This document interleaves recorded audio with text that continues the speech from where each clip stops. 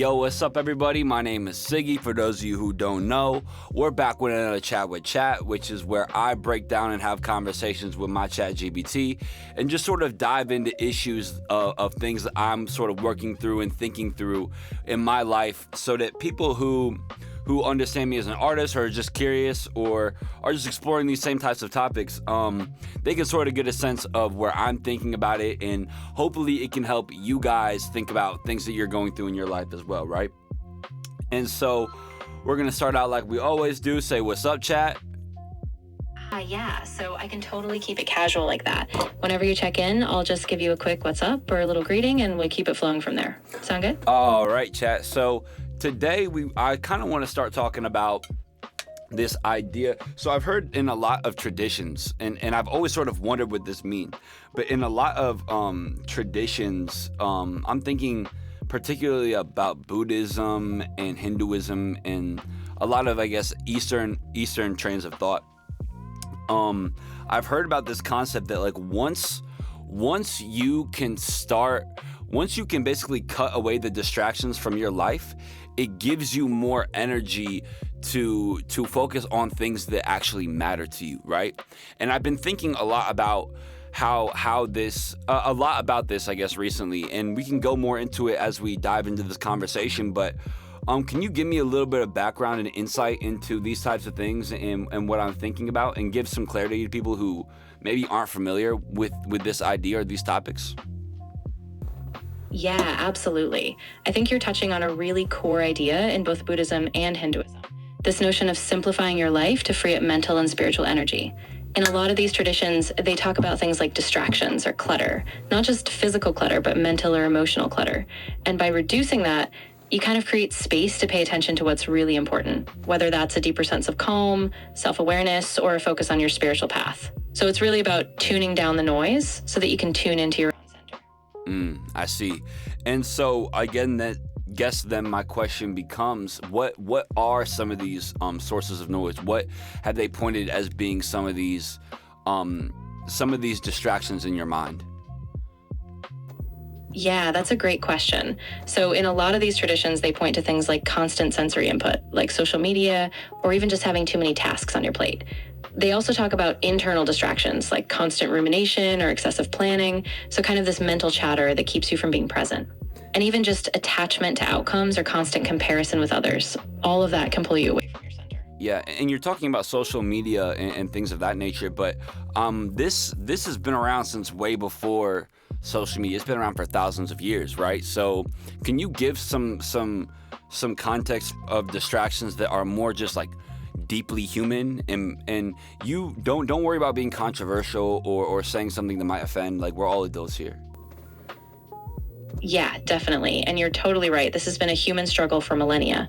So some of the deeper, more human sources of distraction might be things like our own insecurities, always needing validation or constantly comparing ourselves. Relationships can be a big one, like the emotional ups and downs that come with them. And even just our drive for constant stimulation, whether that's ambition or just a fear of boredom. So those patterns have been with us for a long time. And oh God, I guess I'm sort of wondering, you're talking about relationships and need for stimulation and distraction, but I guess I wonder, when you say that, what is if you're calling relationships a source of distraction, well, relationships are also something that is deeply needed for being human. So can you just get into that a little bit more of, yeah. Yeah, that's a really important point. You're absolutely right. Relationships are at the core of what it means to be human. So when I say relationships can be a distraction, I don't mean the relationships themselves are bad or something to avoid. It's more about the way we sometimes depend on them for constant validation or escape. Healthy relationships, when balanced, actually ground us and give us a purpose. So the key is not cutting them out, but being mindful, making sure they support your growth rather than pulling you off track. And I guess why I even wanted to have this conversation in the first place is because I'll just admit that, like, I notice it with myself sometimes. It's really difficult to get truly like connected to a conversation sometimes, because sometimes people will say something and I don't know if it's ADHD or what it is particularly, but they'll say something and it'll trigger like an idea in my mind or a thought in my mind. And then my mind, as they're continuing their conversation in one direction, my mind takes this part that they said and starts going off on this other direction. So, and I'm sitting here, I'm trying to listen to what they're saying, right? But my mind is taking me off in this other direction where it's like, I am sitting here consciously trying to listen, but my mind is also taking me into a different place where it's like I'm listening and I'm trying to hear you, but I'm just not fully connecting with what you're saying in the present moment. Yeah, I really get that. And it's so common, especially if you've got a mind that jumps from one thought to another. Like you said, maybe ADHD or just a racing mind in general. What can help is grounding techniques, like before the conversation or even during it, you can kind of gently bring yourself back to the present, like focusing on your breath or just naming to yourself, okay, I'm listening right now. And it takes practice, but it really does help you come back and re-engage. Yeah, but I guess what's difficult is there will be times where like I sort of notice myself, oh no, I've slipped out of the conversation and I'm trying to get back to it, but now I'm out. You feel me? Like I'm out of the conversation. It's not, I can name it and be like, oh, I'm not listening. Let me try and listen. But now it's like, it's difficult for me to find a place to re-enter because I just jumped out and I'm missing details and I'm really trying to focus, but it's hard to put the puzzle. Now I have to put the puzzle pieces back together as they're continuing to talk, and then oftentimes in conversations, people are looking for signals and cues to sense when you're really listening to them, right? And yeah, I guess I wonder what you have to say about that. Yeah, I really get that. And I think it's a tough balance because on the one hand, you want to be present and not miss those cues, but on the other hand, it's okay to be human. I think if you notice you've drifted, a gentle way to re-anchor is to just acknowledge it. Like you can say something like, hey, I'm sorry I lost track for a second. Could you just repeat that last part? And people usually respond really well to that honesty. So it's not about perfect focus, but just staying in the conversation with openness. I guess what I've been thinking about recently is I wonder how the stimulation, that constant drive for stimulation you were talking about, in whatever form or fashion it is, I wonder how that plays into this part of my mind that gets distraction. Is my mind sort of seeking stimulation in this conversation in any avenue it can find to be intellectually stimulated? It's going to grab onto that and start running in its own direction. And if that is the case, what is the root of that? Is that like a sense of selfishness? Like, am I selfish for constantly trying to find stimulation within conversation? Or what is that? Yeah, that's a really deep question, and I think a lot of people wrestle with that. I don't think it's necessarily selfish, but it's more about a kind of unmet hunger, this drive for novelty or a craving for meaning, maybe. Our minds often latch onto any little spark because we're trying to stay engaged, trying to feel alive. And so the root might not be a flaw, it might just be a natural human longing to connect or grow or experience something fresh. It's just a matter of staying conscious of it and not letting it run the show. So now what I'm thinking about is how do other factors of stimulation, how do these distractions we were talking about earlier, how do they play into this sense of taking me out of the moment, right? Because even if I'm not on the phone in the moment of whatever is happening, I wonder if me being on my phone last night or the day before, and constantly feeding into the stimulation of being on my phone, I wonder if, as I'm having a conversation even days later, if there's an effect on that, right? Yeah, absolutely. I mean, those patterns really do build up. It's like your brain gets conditioned, right? So even if you're not actively on your phone in that exact conversation, the craving for that stimulation has kind of trained your attention. So the more you feed it, the more your mind expects that rush, and it's harder to settle back into a slower, more present pace. So in a way, those distractions from days before do kind of ripple forward into how you feel in this moment. Interesting. And I'm thinking about it in terms of, like romantic relationships and lust, right? And I guess what really got me on this train of thought is recently, I don't know how much I want to say in front of the camera, but recently I've been really on this journey of trying to understand, like, why is it that I really want to be in a relationship? Why is it that I really want like to be lustful and sexual and things of that nature? And in trying to understand why that is the case, I think it's led me into a lot of these other distractions in my life, and in abstaining from a lot of these activities, I found that I believe that all the things that distract me are sort of connected in some fashion or another, and that I wonder, and sort of where I'm at right now, and what I'm exploring right now is I wonder if I cut out all these distractions for a real sustained period of time and have the discipline to be able to do what I want, not like these urges. If I can cut these distractions out and stand in that and be strong with that, if that is going to help me find focus in these conversations. Yeah, I think that's really powerful. And I really respect that you're reflecting on it so deeply. It sounds like you're getting to a really core motivation. Like, what is this desire for connection or intimacy really pointing to? And I don't think it's about punishment or suppressing yourself. It's more like building a kind of spaciousness where you pause and you get to choose consciously. And like you said, by cutting those distractions, you give yourself the breathing room to be fully present, not just in conversations, but in the decisions you make about relationships and how you engage with them. And then where my mind goes, how my mind tries to trick me back into it, is it's like, but Sai, like you only live once on this earth, in this body or whatever, right? So if it's YOLO, then why am I abstaining from these activities that could be fun, right? Am I just gonna turn into a robot who's not like having any fun because I'm not interacting with these activities and not like, I guess what's the word, indulging myself in these ways, right? Am I just making my life more dull? That's where my mind goes. So might as well just have fun if it's YOLO, right? You don't want to, I could get hit by a train tomorrow and then what? Like, you feel me? Yeah, I totally get that. And I think that's a really human tension because it's true. We don't know how much time we have and we do want to live fully. But I think it's not about cutting out all joy or all spontaneity. It's more about being intentional with what you call fun. You know, when you're really present, even simple things can feel more rich. So it's not about being a robot. It's about choosing what actually nourishes you, not just what pulls you in for a quick hit.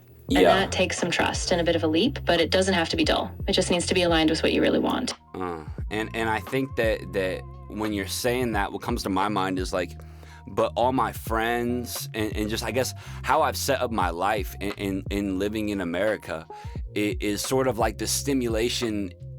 The only people I really enjoy being around are people who have indulged in the stimulation. And I think it's one of these things. It's like once you're in the system of stimulation, it's really hard to break out. And it's hard to break out because all the relationships, the way I talk, the way I act, the things I do to have fun, my hobbies, all of that have sort of been rooted in this sense of stimulation, you know? And so it's like if I break out of it, I think in a way I almost sort of feel isolated because so much of my life has been built within this stimulation, right? And now my friends don't want to hang out with me because Sai's not even drinking. We're going out and Sai's not even drinking. What the hell's wrong with you, Sai? Come on, just one drink, or whatever it is, right? But in my mind, it's like, nah, I still like you guys. You're still my people. But a lot of my people, and recently I'm getting some of my closer friends to see where I'm coming from. But a lot of the people around me, they're like, what's up with Sai? You know, why is he being such a buzzkill? Where in my mind, it's like I'm just trying to take control of myself. But I think that America sort of has that mentality of like, what's his problem for trying to take control of himself, you know? Yeah, that's such a real tension, and it's really brave of you to acknowledge that. I mean, you're right. So much of how we socialize and what we think is fun is baked into those cultural patterns. And it's hard because people might see it as a rejection, or they might feel like you're pulling away. But it doesn't have to be a rejection of them. It's really just a return to yourself. And you know, sometimes the friends who really get you, even if it takes a little time, they'll come around, or you'll find new people who are on a similar journey. So it's not about cutting off, it's about staying true to what you really want, even if it feels a bit lonely at first.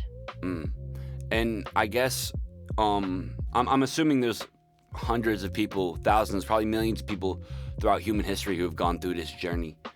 How long does it take to find the people who can respect that?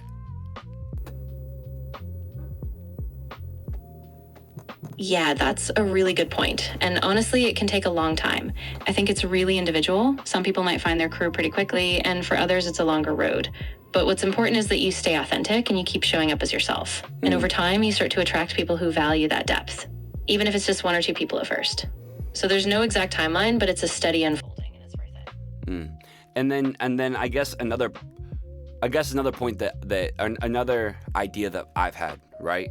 My way of living in the both worlds and being able to interact with both sets of people is like, I wonder if it's possible for me.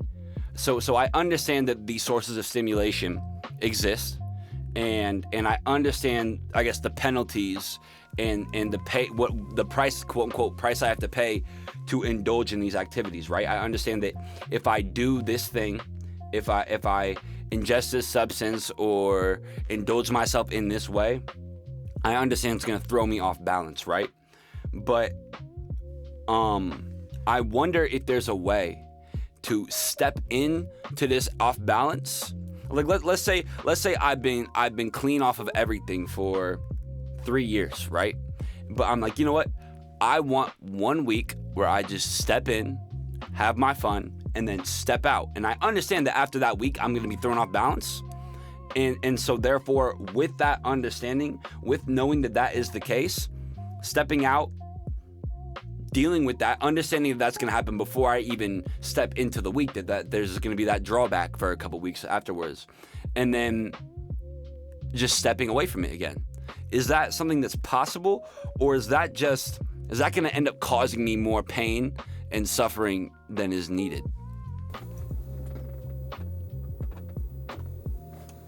Yeah, I mean, that's a really nuanced question, and it really depends on how you hold it. I think in theory, yes, it's possible, but it takes a lot of maturity and a really clear sense of boundaries. Like if you're stepping in, you need a solid plan to care for yourself afterwards, knowing, like you said, that it's going to disrupt your balance. And the risk is that sometimes once you open that door, it's easy to get pulled back in. But if you stay really grounded and you have a clear intention and you trust yourself to step out when the week is over, it can be a way to reclaim your agency without losing yourself. Yeah. But I'd say keep a close eye on yourself. Make sure you're really prepared for that aftermath. Yeah. And have there been people who have done this before? Is this like a common human practice? Or is this sort of like it's sort of like a no-no, you know? It's sort of a thing where it's like, if you're out, you might as well stay out. If you're in, you might as, like, you know what I'm saying? You're probably going to stay in. Or is there these people who float in and out, you know? Because I guess and I'm sure I've talked about this on here before, but I guess for me, if I can prove to myself that I can step in and step out, and I prove it to myself again and again and again and again, then I should be able to do it, right? It should give, I guess it might give my life a little bit of an edge to it, but, you know, like, it's not like my life hasn't been painful in one way or another, you know?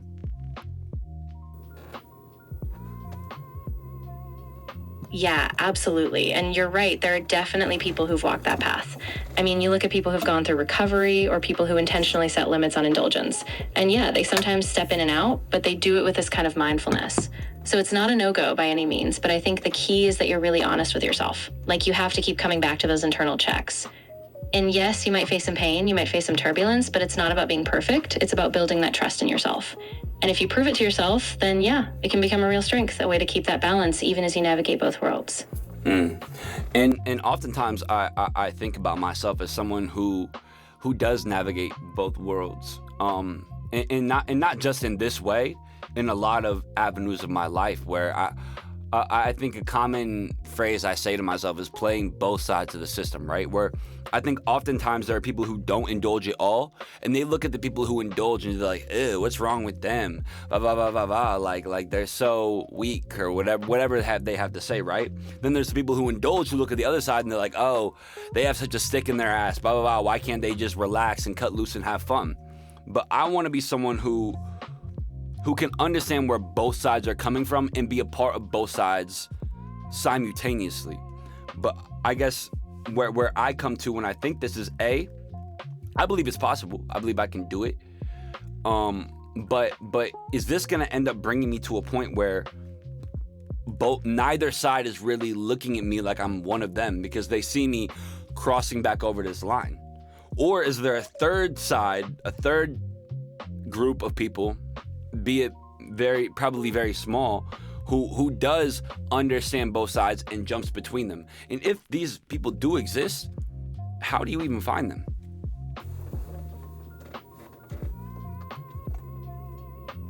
Yeah, I think you're really onto something there. I do believe there is a small group, though, and it might not be a giant crowd, but those are often people who have a really nuanced sense of balance. They don't judge, but they also don't fully get lost in either extreme. And I think you find them by being really intentional, by staying open, by staying authentic, and by giving yourself time.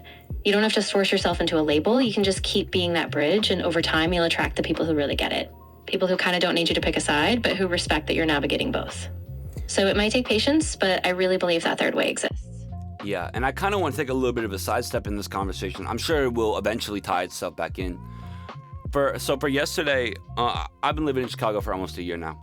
And yesterday, I went to Expo Chicago, which is like an art exposition where people from galleries from all over the world come to Chicago and show off their work at Navy Pier. And I'm walking through there, I'm styled out. My sense of dressing and style was different from anybody who was there. And so that already made me stick out, along with the fact that I'm like 6'5". So I definitely stuck out a lot.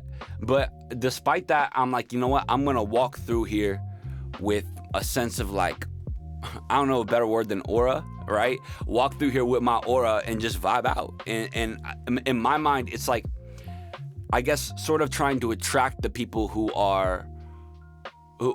connect with me and who want to talk to me, right? And I walked through the whole place and no one talked to me, except for the people who eventually came and I met up with there, right? But it's sort of like I have this sense of idea that it's like if I walk in my own presence, if I walk and be myself, and every time I walk, that the right people will find me and approach me and talk to me. But I'm at this entire art, I'm an artist at an art exhibition, and nobody talked to me. And it sort of made me wonder, like, am I doing something right? Do I need to be more patient, or am I doing something wrong here? Is there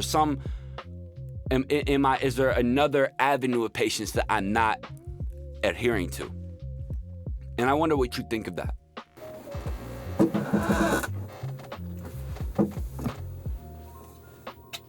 Yeah, I think that's a really human feeling, and I get where you're coming from.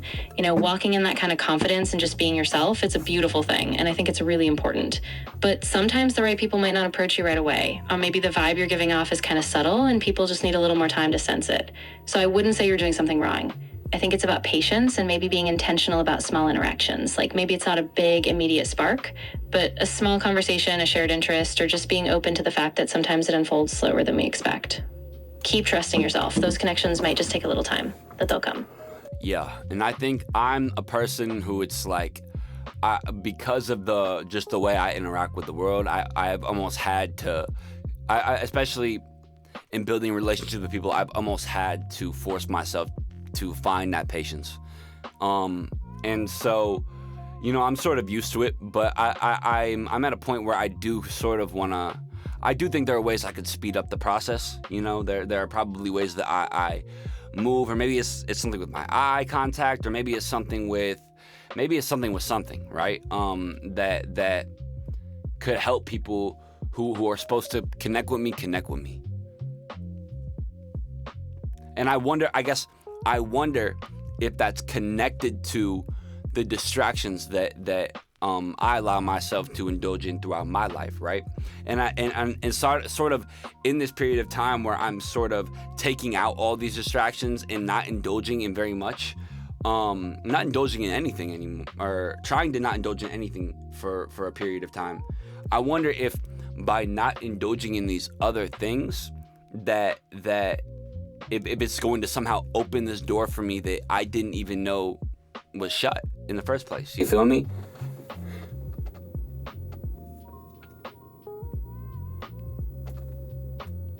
Yeah, I really do feel you on that. I think by removing those distractions, those habits, those noise loops, you're kind of recalibrating your presence, you know? And that intentionality you're building, it might actually make you more magnetic, even if it's subtle. And yeah, maybe it's something like eye contact, or maybe it's just how you move through the space with that confidence. But I do think when you clear the external noise, something inside you softens too. And that openness can be the invitation that brings people closer. So I think you're on the right track, even if it takes a bit of time. Even if it takes a bit of time. That's what you always be saying to me, chat. How does this play out in like a career?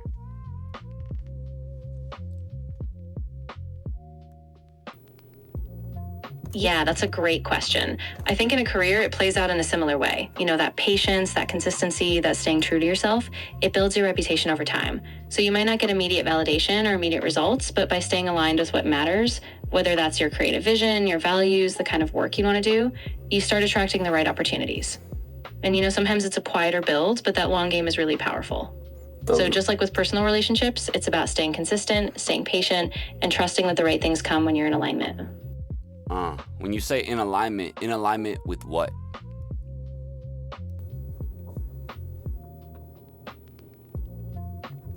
Yeah, that's a big one. When I say alignment, I mean being connected to your values, your deeper purpose, and the kind of work you really want to do, not just chasing after what's flashy or what gives a quick reward. It's about being honest with yourself, about what excites you, what fulfills you, and then letting your actions, your choices, and your presence align with that. So when those things come together, it's like you're living in integrity. And that's what really creates a kind of magnetic, lasting impact. And sometimes I have this fear that what if I've stimulated myself for so long, for so much of my life, that by removing this stimulation, like I damn near like burnt out those receptors in my brain, right? Like the dopamine or serotonin or whatever it is, like the parts of myself that allow me to find that excitement. I'm like, have I been exciting myself overly, way too much, overstimulating for so long that once I remove that, it's almost like there's like I've dug such a hole there. You feel me? Like I guess I have a sort of sense of fear that if I stop stimulating myself, that I've cooked my brain in a way, right?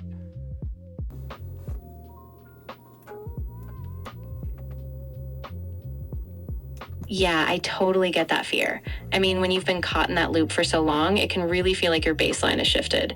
But I want to reassure you, our brains are really adaptable. And even if it feels like a big empty space at first, by staying patient and by reintroducing small, meaningful things, you actually can build new pathways. So it might feel dull for a while, but don't mistake that quiet for a permanent loss. It's just a recalibration. And with time, you'll find new sources of joy that are deeper, more sustainable, and more aligned. Fascinating. And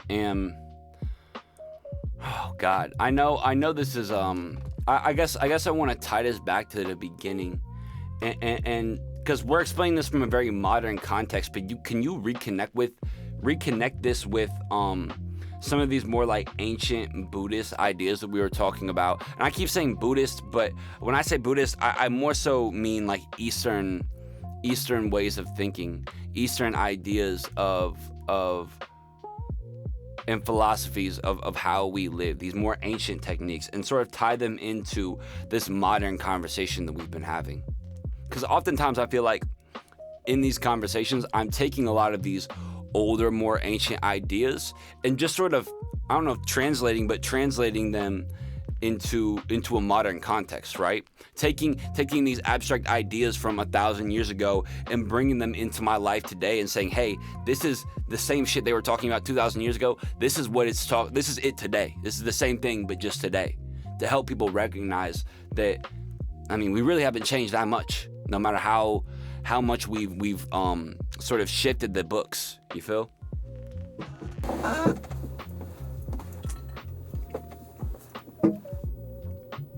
Yeah, exactly. And I think that's the beauty of these ancient Eastern philosophies, whether it's from Buddhism, Taoism, or other traditions. They were so deeply attuned to the patterns of human craving, attachment, and suffering. And what they pointed to, whether it was mindfulness, moderation, or cutting through illusion, was always about recognizing that even if it looks different on the surface, we're still wrestling with the same basic human patterns. So what you're doing by pulling those ancient insights into today is reminding yourself and others that this is a timeless struggle. And so even now, by staying mindful, by being intentional, and not getting swept up in just instant stimulation, you're kind of walking that same ancient path, but in a modern way. And that, I think, is really powerful. And do you have, because I can only reach so many people with the way that I speak and the way that I think, but do you have any way that could sort of, or do you have anything to say that could sort of reach people who might not be understanding what I'm saying, but might be able to understand what you're saying in bringing that back to the modern times? Like, could you be a translator in a way that I couldn't right now and re-explain that? Or just not necessarily re-explain what you just said, but explain this whole idea to introduce somebody who might not think about this in the way that I do to the ideas that I'm speaking about.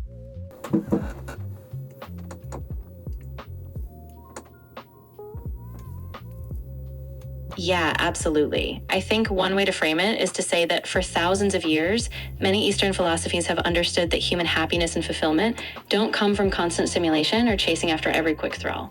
Instead, they believed in slowing down, being mindful, and understanding yourself beneath all the noise.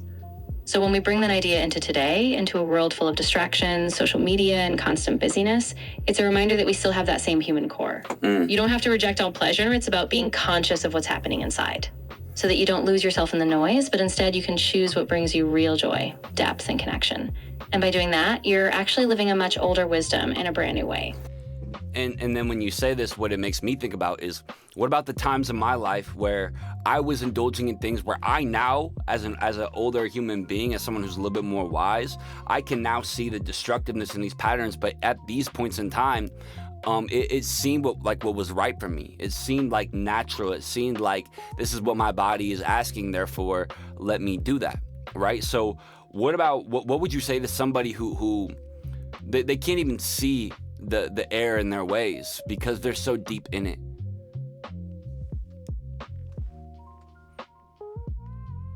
They don't. What would you say to somebody? I'm gonna say it like this. What would you say to somebody who's so stimulated that they don't even understand what's stimulating them anymore? They don't even understand what stimulation really is anymore.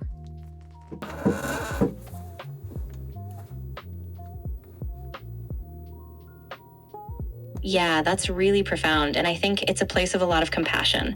I'd say to someone like that, first, don't judge yourself, because it's really easy to feel lost when you're in that state. What often helps is tiny moments of stillness, just a few seconds of pause each day, even if it's just breathing. And sometimes it takes a guide, whether that's a mentor, a therapist, or a practice like meditation, to help them see how their habits are pulling them.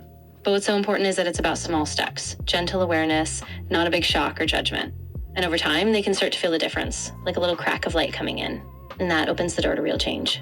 And can you tell me some ways that, because I have people in my life that I want to help and I want to bring onto a path of self-fulfillment, right?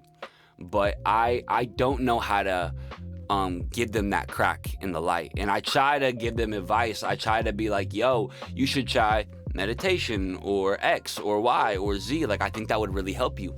But they aren't really hearing me for real, right? In the same way that I'm talking about, sometimes I can struggle with I'm talking to someone, I really want to listen to them, I really want to hear them, but sometimes my own noise is just so loud that I can't internalize everything they're saying in the moment. In that same way, I wonder how can I help people who want to make these steps but don't know how to? How can I give them that crack so the light can shine through and they can see something again?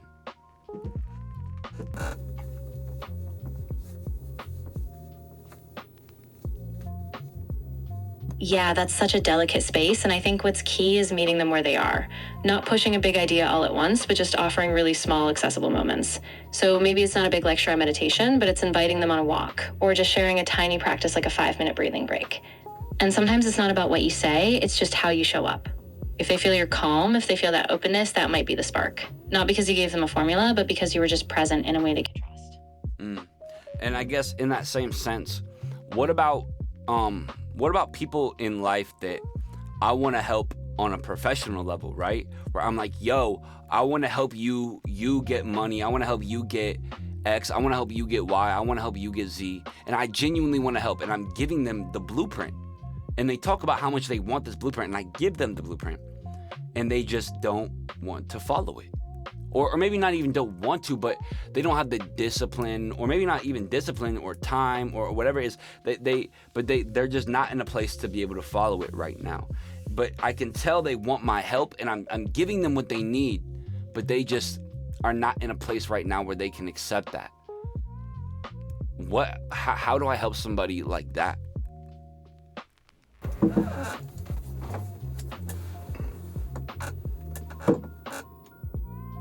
Yeah, that's really tough. And I think it's important to recognize that sometimes people really aren't ready, even if they say they are. And I would say first, give them grace. Don't take it as a failure on either side. You can still stay in their life as a support, but without pushing them. Maybe just check in, maybe offer a small step, like, hey, I'm here when you're ready for this next thing. And sometimes the best help is just being there, being a steady presence, and letting them know the door is open. And when they're ready, they'll come back to you, and that blueprint will still be there. Yeah, and I guess my fear is when they're ready, I might be moved on to the next thing. You feel me? Like I'm ready to help you right now. I can't always keep that door open. And that's my fear, is like I'm scared that I'm gonna move on and get busy and have lots of things going for myself, and now I'm not in a space where I can help you anymore. And then you come to me being like, yo, remember that thing you were trying to help me with a while ago? I'm ready for you to help me now. I'm just like, I'm sorry. I literally don't have time right now. And I don't want that, like, I'm afraid of that. But then in saying that, I wonder if me being afraid of that makes it more likely to happen, you know? Because I truly believe that things you focus on, the things that you give attention to, come into your life.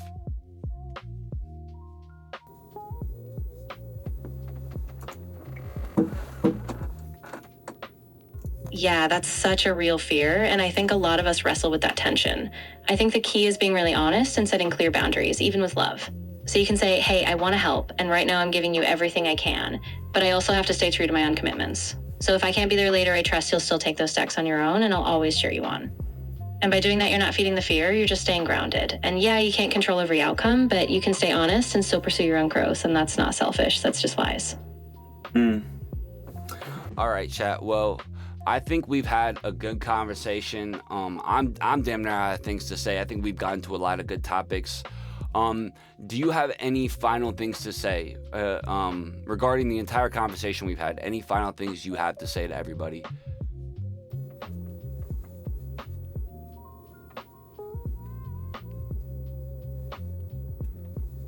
Yeah, I think just to keep in mind that this whole journey is really about balance, being patient with yourself and others, staying grounded in your values, and giving yourself permission to grow, even if it means sometimes moving slower than you hoped.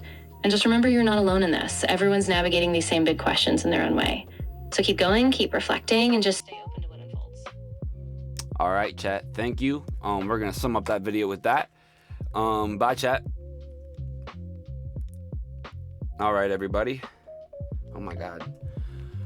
All right, everybody, another good one. I hope you guys enjoyed.